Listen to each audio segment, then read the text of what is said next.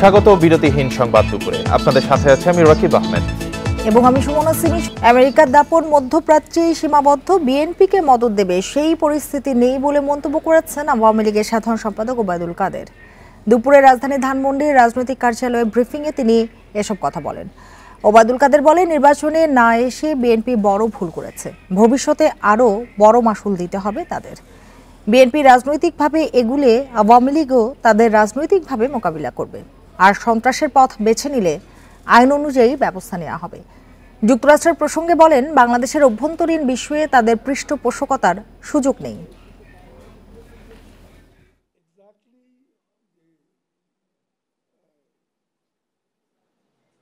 নির্বাচন মনে রাখেন, আমাদের দেশে এসে এখানে বিএনপিকে আবারও মদত দেবে, চাঙ্গা করবে, সেই পরিস্থিতি বোধ এখন বিশ্ব রাজনীতিতে মোটেই নেই। এবং যারা এ দাপটটা দেখাবে, তাদের দাপট দেখানোর ক্ষমতাটা মধ্যপ্রাচ্যেই সংকুচিত হয়ে 14 দলীয় জোটের প্রাসঙ্গিকতা ফুরিয়ে যায়নি মনে করলেও এই জোটের কার্যকারিতা ও ভবিষ্যৎ নিয়ে দ্বিধা ও অন্ধকারে আওয়ামী লীগের শরিক দলের নেতারা। তাদের দাবি, মূল দলের উদাসীনতাতেই এই অচলাবস্থা। জোট কার্যকর করতে হলে মেটাতে হবে শরিকদের অসন্তোষ। 2004 সালে আওয়ামী লীগের নেতৃত্বে হয় 14 দলীয় জোট। এরপর টানা 4টি জাতীয় সংসদ নির্বাচনে জোটগতভাবে অংশ নিলেও অসন্তোষ আর চাপা ক্ষোভ আওয়ামী লীগের শরিক দলগুলোতে। ভোটের আগে তৎপরতা চোখে পড়লেও পরে জোট আছে কি নেই তা বোঝার জো নেই। বর্তমান অবস্থার মূল্যায়ন করতে গিয়ে সাম্যবাদী দলের প্রধানের কণ্ঠে হতাশা। তিনি বলছেন, জোট প্রশ্নে সুস্পষ্ট সিদ্ধান্ত ছাড়া শরিক দলে গতি আসবে না। জোট তো ইনডিসিশনে আছে, জোট ফাংশন করবে না করবে না এটা আওয়ামী লীগের উপর নির্ভর করতেছে। প্রধান শরিক দল এ ব্যাপারে তাদের কিছুটা উদাসীনতা এর জন্য দায়ী বলে মনে করি। প্রায় অভিন্ন বক্তব্য বাংলাদেশের ওয়ার্কার্স পার্টির সাধারণ সম্পাদকের। 14 দলের মধ্যে সবচেয়ে বড় দল আওয়ামী লীগের যে আন্তরিক উদ্যোগ দরকার ছিল, সেখানে অনেক ঘাটতি দেখা গেছে। নির্বাচনের পর 14 দলের কোনো মিটিং হয়নি এবং কোনো পক্ষেরই কোনো দলেরই কোনো আগ্রহ আছে বলে আমার কাছে মনে হয় না। তবে তত হতাশ নন জাসদ সভাপতি হাসানুল হক ইনু। তার মতে, জোটের জন্য এ বছরটা বোঝাপড়ার। পরে সবাই 14 দলের প্রয়োজনীয়তায় একমত হলে গতি আসবে জোটে। চলমান সময়ে আমরা দেখতেছি একদিকে মোল্লাতন্ত্র আর তো শরিকরা সরকার উৎখাতের চক্রান্ত করছে, আরেকদিকে আমরা দেখছি সরকারের ছায়ায় লুটপাটতন্ত্র এবং গুন্ডাতন্ত্র ও জনজীবনকে অতিষ্ঠ করে তুলেছে। এরকম একটি পরিস্থিতিতে কিভাবে আমরা মোকাবেলা করব 14 দল নিয়ে, সেই পথনকশা বের করা জন্য যথেষ্ট বুদ্ধি বিবেচনা প্রয়োগ করতে হবে। শুরুতে 14 দল নিয়ে জোট গঠিত হলেও এখন আছে 12টি। আওয়ামী লীগ, গণতান্ত্রিক মজদুর পার্টি, ওয়ার্কার্স পার্টি, সাম্যবাদী দল, জাসদ, গণতন্ত্রী পার্টি, ন্যাপ, গণ আজাদী লীগ, কমিউনিস্ট কেন্দ্র, বাংলাদেশের সমাজতান্ত্রিক দল বাসদ, বাংলাদেশ তরিকত ফেডারেশন বিটিএফ, জাতীয় পার্টি মঞ্জু। এগুলোর মাঝে কয়েকটি দল বাদে বাকি দলগুলোর অস্তিত্ব মূলত প্যাট সর্বস্ব। শাহাদাত স্বপন, ইন্ডিপেন্ডেন্ট নিউজ, ঢাকা। বিএনপির সঙ্গে আন্দোলনে থাকা বেশিরভাগ দলই এখন কাগজে কলমে। জাতীয় নির্বাচন এলেই তৎপর হওয়া এসব দলের নেই কোনো রাজনৈতিক কর্মকাণ্ড। কিছু দলের কেন্দ্রীয় কার্যালয়ও থাকছে তালাবদ্ধ। তাদের নিয়ে কিভাবে দাবি আদায়, এ প্রশ্নে বিএনপি নেতারা বলছেন, অর্থ ছাড়াও কর্মী সংকটে এই বেহাল অবস্থা। জাতীয় নির্বাচনের আগে দাবি আদায়ে 20 দলীয় জোট ভেঙে যুগপৎ আন্দোলন কর্মসূচি দিয়ে মাঠে নামে বিএনপি। 39টি দলের সঙ্গে আলোচনার পর দেয়া হয় হরতাল, অবরোধ সহ নানা কর্মসূচি। তখন কয়েকটি শরিক দলের নেতাকর্মীদের ঝটিকা মিছিলও দেখা গেছে রাজপথে। তবে মাইনরিটি পার্টি, বাংলাদেশ মুসলিম লীগ, ইসলামিক পার্টি, ইসলামিক ফ্রন্ট সহ যুগপৎ কর্মসূচিতে থাকা বেশিরভাগ দলকেই আলাদা করে চোখে পড়েনি। ভোটের আগে পরে থাকে না তাদের কর্মসূচি। বছরের বেশিরভাগ সময় অফিস তালাবদ্ধ। বিএনপির সাথে থাকা 2-3টি দল ছাড়া বাকিদের সারা দেশে কোনো কার্যক্রম নেই বলেও জানান যুগপৎ আন্দোলনে থাকা দলগুলোর নেতারা। বাংলাদেশ ব্যাপী সাংগঠনিক তৎপরতা চালানোর মতো শক্তি আসলে বাংলাদেশের 2-4টা রাজনৈতিক দল ছাড়া অন্য কারো রাজনৈতিক দলগুলোর নেই। রাজনৈতিক কর্মকাণ্ড পরিচালনা করা অত্যন্ত কঠিন এবং ব্যয়বহুল একটা বিষয়। আপনার অ্যালাইনমেন্টটাকে যত বেশি আপনি তৈরি করতে পারেন, এটা মানুষের আস্থার জায়গাটা, ভরসার জায়গাটা তত বেশি এটা বৃদ্ধি পায়। ভবিষ্যতে যখন আন্দোলন টানা বাঁধবে তখন এই দলগুলোর কার্যক্রম বা তাদের তৎপরতা এটা আরও বৃদ্ধি পাবে। তবে বিএনপির সঙ্গে যুগপৎ আন্দোলনে থাকা কয়েকটি নতুন ও ছোট দল নানা ইস্যুতে কর্মসূচি নিয়ে ভোটের পরও চেষ্টা করছে রাজপথে থাকতে। বিএনপির সাথে আমাদের আলোচনা চলছে।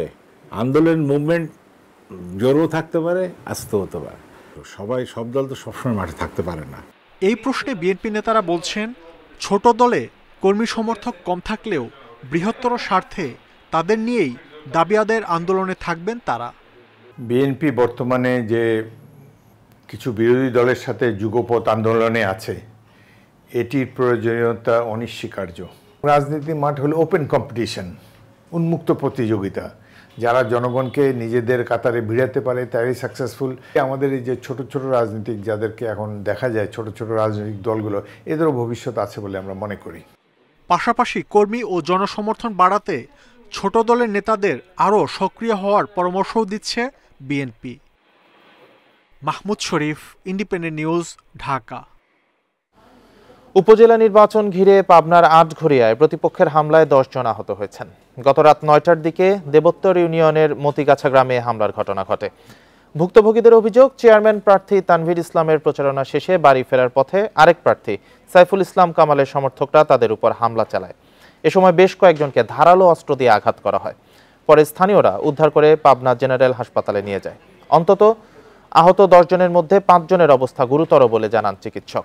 আটঘরিয়া থানার ওসি হাদিউল ইসলাম জানান, এলাকায় পুলিশ মোতায়েন করা হয়েছে এবং বর্তমানে পরিস্থিতি শান্ত রয়েছে।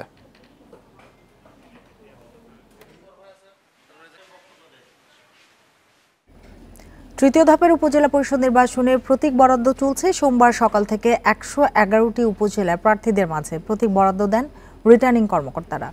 যাচাই বাছাই ও নাম প্রত্যাহার শেষে এখন চেয়ারম্যান পদে 497 জন, ভাইস চেয়ারম্যান পদে 575 জন এবং নারী ভাইস চেয়ারম্যান পদে 386 জন প্রতিদ্বন্দ্বিতা করবেন।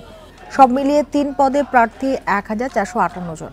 তৃতীয় ধাপে বিনা প্রতিদ্বন্দ্বিতায় নির্বাচিত হয়েছেন 6 জন প্রার্থী। তাদের মধ্যে পিরোজপুরের ভান্ডারিয়ার সব পদের প্রার্থী, শরীয়তপুরের গোসাইরহাটের ভাইস চেয়ারম্যান এবং ফেনীর সোনাগাজী ও দাগনভূঞা উপজেলার মহিলা ভাইস পদের প্রার্থীরা বিনা প্রতিদ্বন্দ্বিতায় নির্বাচিত হয়েছেন। এদিকে প্রতীক বরাদ্দ পেয়ে কোনো প্রার্থী জনসংযোগ করেন। অবাধ ও সুষ্ঠু নির্বাচনের প্রত্যাশা জানান তারা। তৃতীয় ধাপে ভোট হবে 29 মে।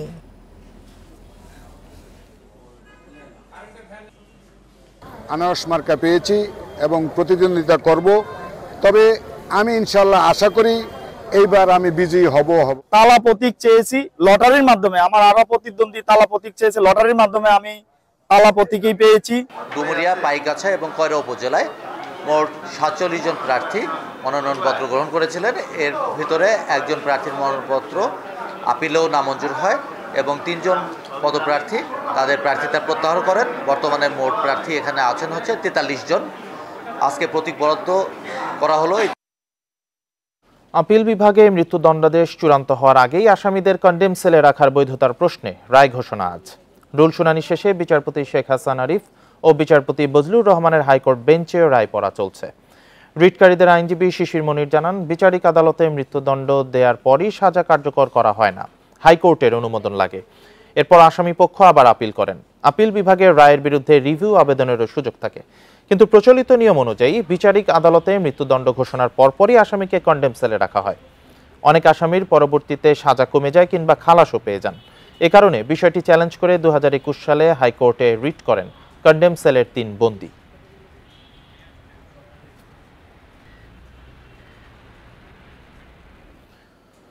কেন্দ্রীয় শহীদ মিনারে মুক্তিযুদ্ধের সংগঠক কমিউনিস্ট পার্টির উপদেষ্টা প্রয়াত হায়দার আকবর খান রনর প্রতি শ্রদ্ধা জানিয়েছেন সর্বস্তরের মানুষ। এর আগে তাকে গার্ড অফ অনার প্রদান করা হয়। সকাল 10টায় হায়দার আকবর খান রনর মরদেহ নেওয়া হয় সিপিবি কার্যালয়ে। সেখানে বেলা 11টা পর্যন্ত শ্রদ্ধা জানান রাজনৈতিক, সামাজিক, সাংস্কৃতিক নেতাকর্মী সহ বিভিন্ন শ্রেণী পেশার মানুষ।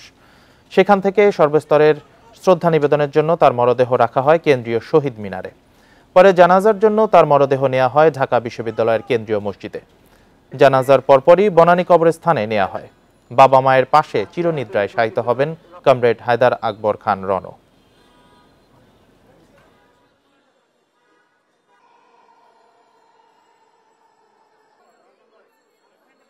রাজনীতির তো একটা বড় ক্ষতি হলো যে তিনি যে এই রাজনীতিতেই ছিলেন, আগা গোড়া ছিলেন, তিনি কোনো আপোষ করেননি, কখনো বিচ্যুত হননি। অন্যায় এবং অসত্য এবং অবিচারের বিরুদ্ধে লড়াই করতে করতেই জীবন কাটিয়েছেন। সেই দিক থেকে তিনি একটা সফল জীবন যাপন করেছেন। হায়দার আকবর খান রণ যেই মার্ক্সবাদে বিশ্বাস করতেন, সেই মার্ক্সবাদই মুক্ত মানবের মুক্ত সমাজ প্রতিষ্ঠা করার যে লড়াই আজকে গোটা দুনিয়া ব্যাপী চলছে, রণ মৃত্যুতে নিঃশেষ হয়ে যাবে না। আমাদের কর্ম, আমাদের লড়াইয়ের মধ্য দিয়েই হায়দার আকবর খান রণ বেঁচে থাকবেন। সবাইকে ধন্যবাদ। ভারতে চলছে লোকসভা নির্বাচনের চতুর্থ ধাপের ভোট গ্রহণ। এতে 9 রাজ্য এবং একটি কেন্দ্রশাসিত অঞ্চলে ভোট হচ্ছে 96 আসনে। স্থানীয় সময় সকাল 7টা থেকে ভোট গ্রহণ শুরু হয়। এ ধাপে মোট প্রার্থী রয়েছে 1717 জন। সবচেয়ে বেশি 17 আসনে ভোট গ্রহণ হচ্ছে তেলেঙ্গানায়। আজ ভাগ্য নির্ধারণ হবে অখিলেশ যাদব, অধীর চৌধুরী, অভিনেতা শত্রুঘ্ন সিনহা, শতাব্দী রায়ের মতো তারকা প্রার্থীদের। চতুর্থ ধাপের ভোট গ্রহণের মধ্য দিয়ে আজ ভারতের দক্ষিণাঞ্চলীয় রাজ্যগুলোর ভোট শেষ হবে। এছাড়া 2019 সালের পর আজ প্রথমবারের মতো ভোট হচ্ছে জম্মু কাশ্মীরে। এখন পর্যন্ত লোকসভা নির্বাচনের 3 দফার ভোটে মোট 283টি সংসদীয় আসনের ভোট গ্রহণ হয়েছে। পঞ্চম দফা নির্বাচন হবে চলতি মাসের 20 তারিখ।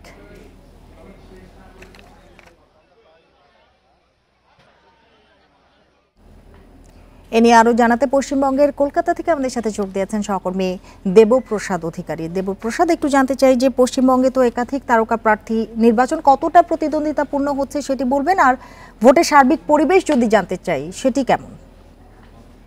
দেখুন, ভোটের সার্বিক পরিবেশ যদি জানতে চান সেটা আমি প্রথমেই বলবো যে সার্বিক পরিবেশ এবং সুষ্ঠুভাবে এই মুহূর্তে ভোট হচ্ছে।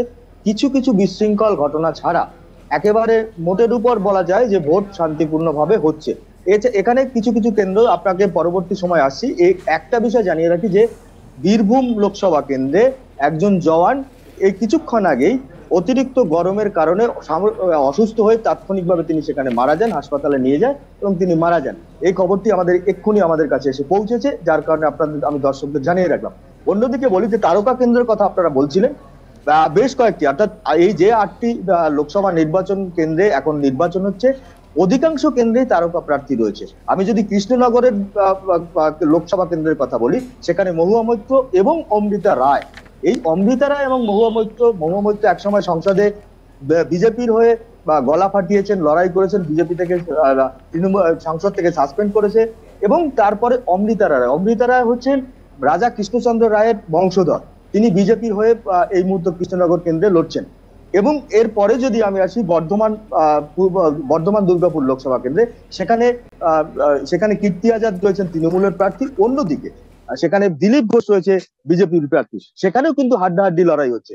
আমি যদি বহরমপুর কেন্দ্রের দিকে যাই, সেখানে বহরমপুর কেন্দ্রে এই মুহূর্তে প্রার্থী প্রতিদ্বন্দ্বিতা করছেন বা ভোট হচ্ছে, সেখানে অধীর চৌধুরী, লোকসভার বিরোধী দলনেতা অধীর চৌধুরী এবং ইউসুফ পাঠান, যিনি ভারতীয় দলের প্রাক্তন ক্রিকেটার ছিলেন, এবং সেই ইউসুফ পাঠান তৃণমূল হয়ে লড়াই করছে।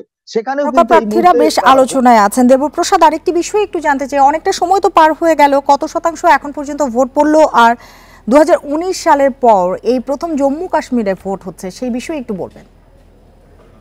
দেখুন, এখনো পর্যন্ত আমাদের কাছে যে তথ্য এসেছে তাতে পশ্চিমবাংলার যে 8টি আসনের নির্বাচন হচ্ছে, সেই 8টি আসনের ভোট পার্সেন্টেজ হচ্ছে এই মুহূর্তে দাঁড়িয়ে প্রায় 35.35.35%। অন্যদিকে কারণ এখনো পর্যন্ত বহরমপুর কেন্দ্রে সব থেকে বেশি এগিয়ে আছে, 35.97% ভোট পার্সেন্টেজ এখনো পর্যন্ত রয়েছে। কিন্তু জম্মু কাশ্মীরে যে ভোট হচ্ছে, কারণ এই জম্মু কাশ্মীরে ভোট হচ্ছে, সেখানে একটা জিনিস আপনাকে বলে রাখি যে জম্মু কাশ্মীরে ভোট হওয়া মানেই হচ্ছে ওখানকার মানুষের একটা আলাদা পালস, সেই পালসটা কিন্তু এই মুহূর্তে এইভাবে ভোট দেওয়া, অর্থাৎ এই যেভাবে ভোট দিচ্ছে, গণতান্ত্রিক পদ্ধতিতে ভোট দিচ্ছে, এই ভোটটা কিন্তু বেশ কিছুদিন হয়নি। এবারে কিন্তু সেই গণতান্ত্রিক পদ্ধতিতে জম্মু কাশ্মীরে ভোট হচ্ছে এবং এখনো পর্যন্ত আমাদের কাছে যে তথ্য রয়েছে জম্মু কাশ্মীরেও কিন্তু শান্তিপূর্ণ ভোট হচ্ছে। কারণ হচ্ছে ওখানে যে কোনো রকম বিশৃঙ্খলার ঘটনা এখনো কিন্তু জম্মু কাশ্মীরে নেই। মূলত ভোটের উপর যদি আমি তাকিয়ে দেখি, এ পর্যন্ত চতুর্থ দফার ভোট এখনো পর্যন্ত চলছে। চতুর্থ দফার ভোটে এমন কোনো বিশৃঙ্খল ঘটনা এখনো পর্যন্ত ঘটেনি যেটা আলোড়ন ছড়িয়ে দেওয়ার মতো। তবে একটা জিনিস মোটামুটি শান্তিপূর্ণভাবেই ভোট রয়েছে। এখানে উল্লেখ রয়েছে যে উত্তরপ্রদেশেরও কিছু ভোট আছে, আজকের দিনে 10টি কেন্দ্রে ভোট আছে।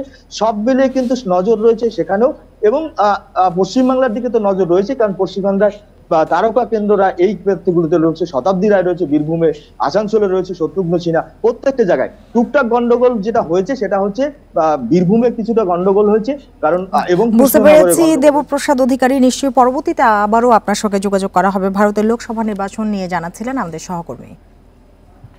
অন্যকে দিয়ে সাজা খাটানোর ঘটনায় 7 বছরের দণ্ডপ্রাপ্ত আসামি যুবলীগ নেতা নাজমুল হাসানকে কারাগারে পাঠানোর নির্দেশ দিয়েছে আদালত। সকালে ঢাকার 8ম অতিরিক্ত মহানগর দায়রা জজ আমিনুল ইসলামের আদালতে আত্মসমর্পণের পর এই আদেশ দেয় আদালত। আদালতে আত্মসমর্পণ করে নাজমুল হাসান জামিনের আবেদন করেন। শুনানি শেষে আবেদন না মঞ্জুর করে তাকে কারাগারে পাঠানোর নির্দেশ দেওয়া হয়। এর আগে বদলি সাজা খাটানোর ঘটনা নিয়ে পত্রিকায় প্রকাশিত প্রতিবেদন আদালতের নজরে আনা হলে রোববার নাজমুল হাসানকে 24 ঘন্টার মধ্যে আত্মসমর্পণের নির্দেশ দেয় হাইকোর্ট। 2020 সালের আগস্টে মাদক মামলায় পলাতক নাজমুল হাসানকে 7 বছরের কারাদণ্ড দেয় আদালত। রায়ের পর নিজেকে নাজমুল পরিচয় দিয়ে আদালতে আত্মসমর্পণ করে জেল খাটেন মিরাজুল ইসলাম নামের এক ব্যক্তি। ধর্ম নিয়ে কটূক্তির দায়ে ডিজিটাল নিরাপত্তা আইনের মামলায় জগন্নাথ বিশ্ববিদ্যালয়ের শিক্ষার্থী তিথি সরকারকে 5 বছরের কারাদণ্ড দিয়েছে আদালত। দুপুরে ঢাকার সাইবার ট্রাইব্যুনালের বিচারক AM জুলফিকার হায়াতের আদালত এ রায় দেন। তবে আদালতের বেঞ্চ সহকারী জানান, তিথি সরকারের আইনজীবী প্রবেশন চেয়ে আবেদন করলে আদালত 1 বছরের প্রবেশন মঞ্জুর করেন।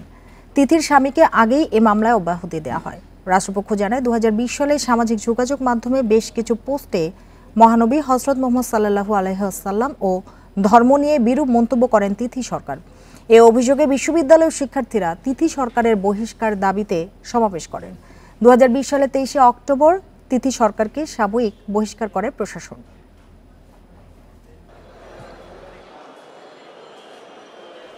যমুনা নদীর উপর দ্রুত গতিতে এগিয়ে চলছে বঙ্গবন্ধু রেল সেতুর কাজ। এবছরের ডিসেম্বরে সব কাজ শেষ হবে। এতে রেল যোগাযোগে গতি আসবে, বাড়বে ব্যবসা বাণিজ্য। তবে সেতু থেকে জয়দেবপুর পর্যন্ত সিঙ্গেল লেন হওয়ায় কাঙ্ক্ষিত সুবিধা পাওয়া নিয়ে সংশয় রয়েছে। এই অবস্থায় এই রুট ডাবল লেন করার দাবি ব্যবসায়ীদের। যমুনার বুকে এখন দৃশ্যমান বঙ্গবন্ধু রেল সেতু। এরই মধ্যে টাঙ্গাইল অংশে মূল সেতুর কাজ প্রায় শেষ। স্টেশন নির্মাণ ও সেতুর উপর লাইন বসানোর কাজ চলছে, যা আগস্টের মধ্যে শেষ হবে। আর সিরাজগঞ্জ অংশের কাজ শেষ হবে ডিসেম্বরে। প্রকল্পের কাজ যথাসময়ে শেষ হবে আশা নির্মাণ সংশ্লিষ্টদের। এরপর সেতুটি ট্রেন চলাচলের জন্য উন্মুক্ত করে দেয়া হবে। 50 নম্বর প্লার থেকে শুরু করে আমাদের টার্গেট 26 নং প্লার পর্যন্ত, তো অলরেডি আমাদের 36 পর্যন্ত কমপ্লিট। টোটাল 85% অগ্রগতি হয়েছে, আর পশ্চিম পারে কিছুটা কম অগ্রগতি, দ্যাট ইজ 63%। এভারেজ আসলে এরকম 76.5% অগ্রগতি হয়েছে। সেতুটি চালু হলে ব্যবসা বাণিজ্যে গতি আসবে। তবে সেতু থেকে জয়দেবপুর পর্যন্ত সিঙ্গেল লেন হওয়ায় কাঙ্ক্ষিত সুবিধা পাওয়া নিয়ে সংশয় রয়েছে। একটা লেন হওয়ার কারণে এখানে সেই ব্যবসায়ীরা সেই সুবিধাটা পাবে না। যদি ডাবল লেন চালু হয় সেক্ষেত্রে ব্যবসায়ীরা সুবিধা পাবে। জয়দেবপুর থেকে বঙ্গবন্ধু সেতু হয়ে ঈশ্বরদী পর্যন্ত ডবল লেনের রেল লাইনের প্রকল্প হাতে নেওয়া হয়েছে। প্রকল্পটি বাস্তবায়ন হলে এ রুটে 120 কিলোমিটার গতিতে ট্রেন চলতে পারবে। Independent news. আপনারা দেখছেন বিরতিহীন সংবাদ দুপুর। সংবাদে আরো যা থাকছে। আপুর $163 কোটি পরিশোধের পর রিজার্ভ $18.26 বিলিয়ন, 10 বছরের মধ্যে সর্বনিম্ন।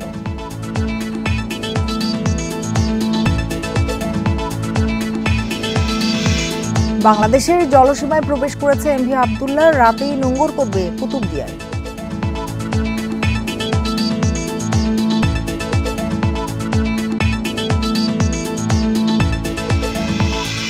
সকাল থেকে নীলফামারীর সৈয়দপুর বিমানবন্দরে স্বাভাবিক রয়েছে ফ্লাইট ওঠানামা। তবে রানওয়েতে বৈদ্যুতিক ত্রুটির কারণ এখনও চিহ্নিত করা যায়নি। এর আগে রোববার সন্ধ্যা থেকে বিদ্যুৎ বিভ্রাটের জেরে রানওয়েতে আলো না জ্বলায় 3টি ফ্লাইট বাতিল করা হয়। ভোগান্তিতে পড়েন 1.5 শতাধিক যাত্রী। বিমানবন্দরের ব্যবস্থাপক সুপ্লব কুমার ঘোষ জানান, রানওয়ের লাইটের কেবল মাটির নিচে থাকায় কোথায় ত্রুটি তা শনাক্তে কিছুটা সময় লেগেছে। বিমানবন্দরে উন্নয়ন কাজ চলায় বৈদ্যুতিক সংযোগ কাটা পড়তে পারে, তবে সুনির্দিষ্ট কারণ এখনো নিশ্চিত করা যায়নি বলে জানান তিনি।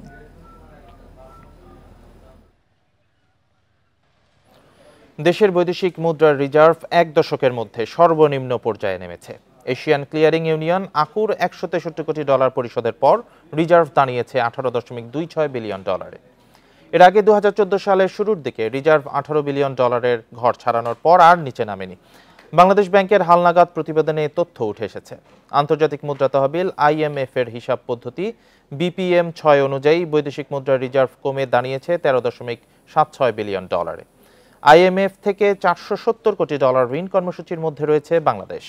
এজন্য আগামী জুনে রিজার্ভের লক্ষ্যমাত্রা কমিয়ে $14.77 বিলিয়ন নির্ধারণ করে IMF।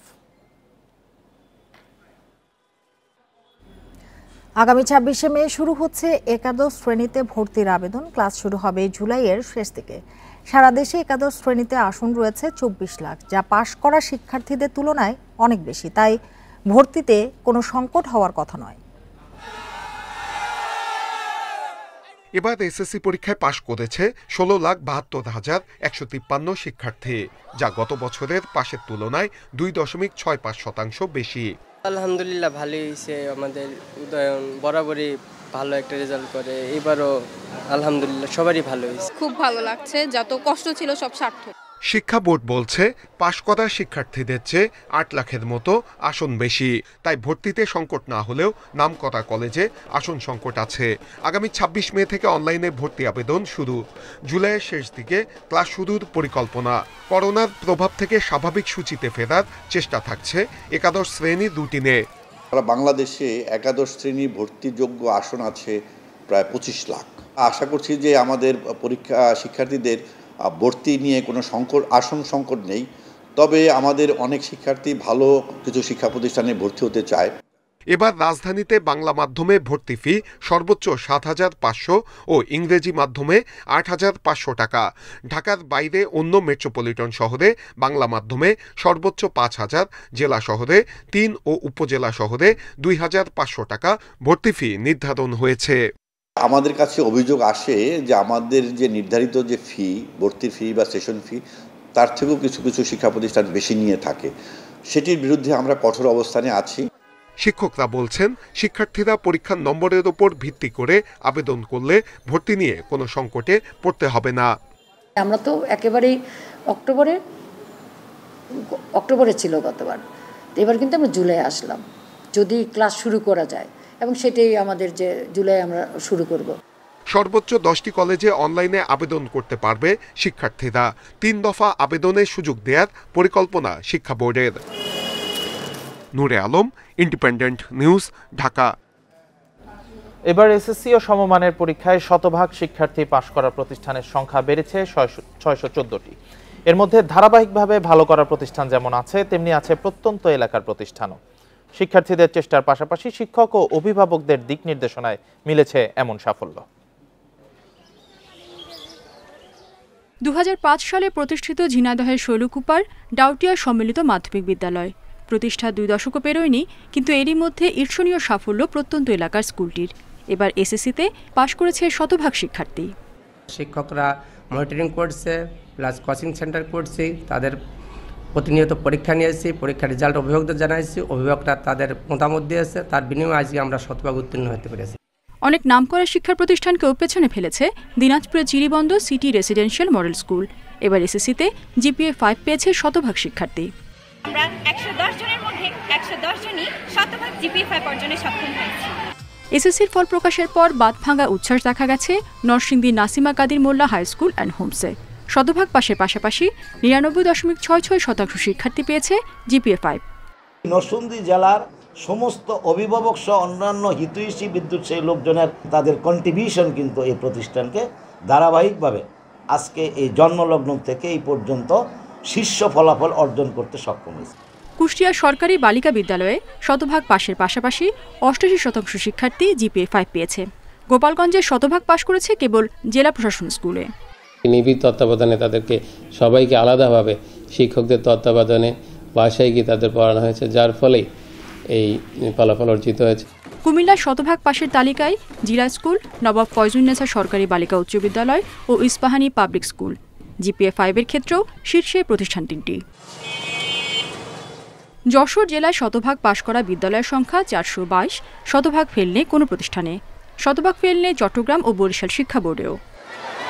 রেশমি নন্দী, ইন্ডিপেন্ডেন্ট নিউজ। সোমালি জলদস্যুদের কবল থেকে মুক্ত জাহাজ এমভি আবদুল্লাহ আজ ভোরে বাংলাদেশের জলসীমায় প্রবেশ করেছে। আবহাওয়া অনুকূলে থাকলে আজই কক্সবাজারের কুতুবদিয়া নোঙর করতে পারে জাহাজটি। জাহাজে থাকা নাবিকরা জানান, ভোরের দিকে 23 নাবিককে নিয়ে এমভি আবদুল্লাহ বাংলাদেশ জলসীমায় প্রবেশ করেছে। সবকিছু ঠিক থাকলে জাহাজটি আজ রাত 8টা থেকে 10টার মধ্যে কুতুবদিয়া পৌঁছতে পারে। সেখানে চুনাপাথর খালাস করবে জাহাজটি। এদিকে জাহাজের মালিক কর্তৃপক্ষ জানিয়েছে, মঙ্গলবার বিকেলে অন্য একটি জাহাজে করে চট্টগ্রামে ফিরিয়ে আনা হবে নাবিকদের।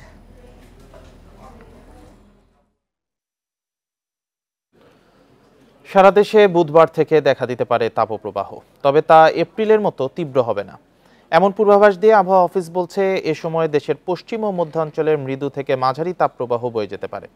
প্রায় 1 মাসের দীর্ঘ তাপপ্রবাহ শেষে 2রা মে থেকে দেশে বৃষ্টি শুরু হয়, যা পরবর্তীতে সারা দেশে বিস্তার লাভ করে। এখন চট্টগ্রাম বিভাগ বাদে সব বিভাগেই বিক্ষিপ্তভাবে হালকা বৃষ্টি হচ্ছে, তবে এই মাসের মধ্যভাগ থেকে বৃষ্টির প্রভাব কমবে। আবহাওয়া অফিস বলছে, এ সময় খুলনা, বরিশাল, ঢাকা বিভাগে আবারও বাড়তে পারে গরম।